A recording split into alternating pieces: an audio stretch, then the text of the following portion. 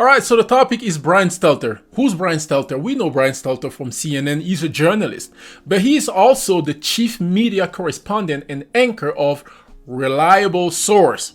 So Brian Stelter is a journalist, right? So our man Brian Stelter was at the University of Chicago Institute of Politics, and he had an interaction that is now going viral online with a freshman. So let's go ahead and listen to this interaction. I also have a couple report to you just to prove to you that the question that the freshman is about to ask are relevant question. Okay, let's do this. Let me know what you think about this video, and let's help each other in the comment section. Let's go. Hi, thank you for coming. My name is Christopher Phillips. I'm a first year at the college. My question is for Mr. Stelter. You've all spoken extensively about Fox News being a purveyor of disinformation, but CNN is right up there with them. They pushed the Russian collusion hoax. They pushed the Justice Mullet hoax.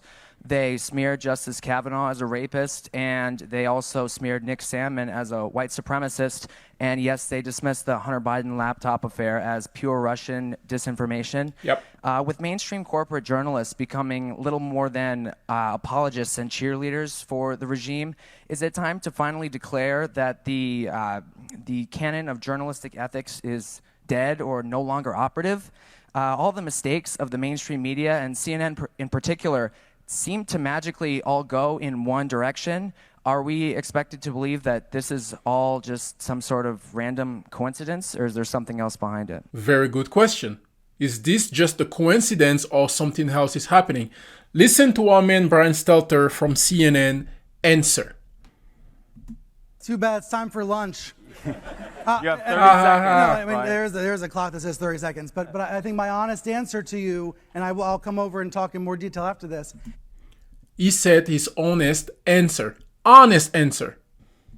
Is that I think you're describing a different channel than the one that I watch. What? But I understand that that is a popular right-wing narrative about CNN. I think it's important when we talk about shared reality and democracy, all these networks, all these news outlets have to defend democracy. And when they screw up, admit it.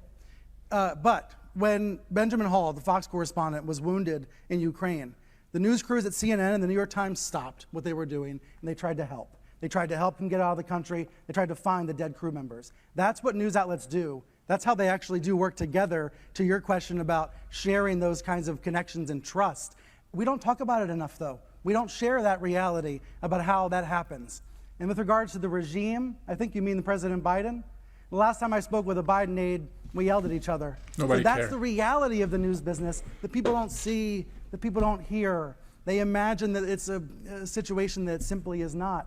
But I think your question, it speaks to the failure of journalism to show our work and show the reality of how our profession operates. We have a lot of work to do, I think. It shows the failure of CNN for not being able to report the news like they are supposed to. The young man asked a very, very important question, and he presented 5 facts. Those are no facts. Facts number one, the Russia collusion. Now we know that Donald Trump is suing Hillary Clinton over the Russian collusion allegation. CNN lied for years about Donald Trump being a Russian asset. I will always admit that I believe that. I believe Donald Trump was a Russian asset. I believe that he worked with Russia and Russia somehow helped him winning the election. But somehow in 2020, they decided not to help him win the election anymore, even though Donald Trump winning the election would have been great for Russia since they were planning to invade Ukraine. But that's just another tangent. Fact number 2, part of the young man's question, the Justice Smollett sentence. Justice Smollett lied to the whole world about what happened to him. CNN pushed that lie. That lie divided this country because a lot of people believe that somehow MAGA supporter, Donald Trump supporters, are attacking a black homosexual or LGBTQ member who went to get a subway at 2 a.m. in Chicago. Okay, I'm going in another tangent here, but you see my point. Another CNN lie. Number 3, part of the young man's question, Kavanaugh. Now we know that Kavanaugh, Judge Kavanaugh now accuser admits to making up the rape accusation as a tactic. We all know now that the lady, what was her name? Blasenford, or I don't know what her name is. She was lying. The whole world knows she was lying. CNN pushed that lie. Did you know that they had to settle the lawsuit against Nick Sandman? And if you don't know who Nick Sandman is, Nick Sandman was the young Catholic kid who had a whole video that went viral with the Native American guy singing or whatever, and everybody was calling him a white supremacist. CNN had to settle a lawsuit with him. I think the lawsuit was around like $100 million. You can check me on that. But there was a settlement. They'll never say that on TV, but there's article. But here's the thing. CNN and most of those left-wing media, they know that you don't have the time to go online, look at papers, look at document on what's happening with certain specific situation. They totally understand that. That's why they'll never say it on TV, because you watch TV. The majority of Americans work really hard, 8 to 5, come home and expect the news on TV to report them on what's happening around the world accurately. And then finally, Hunter Biden. Did you know that right now, exclusive from the Daily Mail, the whistleblower who handed the Hunter Biden abandoned laptop to congressman and the dailymail.com reveals that he has 450 gigabytes of deleted material, including 80,000 image and videos. And guess what? He left the country. That's a whistleblower. During the Trump administration, how many times did you hear the word whistleblower? Whistleblower, whistleblower. Bombshell from a whistleblower. Bombshell from Ukraine whistleblower. Oh, Trump is getting impeached. Whistleblower with secondhand information. It was a charade. It was all lies. And CNN was also behind that.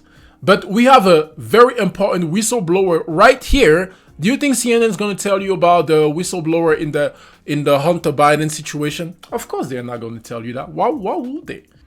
So anyway, the reason I'm showing you those articles is just to bring a little bit more light into what this young man is asking. Those are relevant questions. Those are very important questions. And I would have hoped that Brian Stelter, instead of going in that whole minute and a half talking about what they are doing good. Okay, you're doing something good in Ukraine. You're helping another reporters. That doesn't give you the right to lie to the American people almost every single day, bro.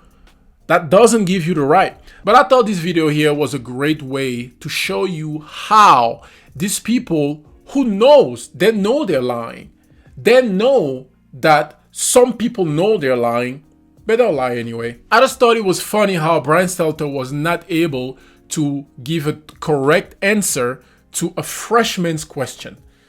That freshman probably is looking at Brian Stelter like, oh my God, I want to be a journalist one day. This is Brian Stelter from CNN. Maybe in 10 years, I can be like him sitting over there at that podium. But what does Brian Stelter do?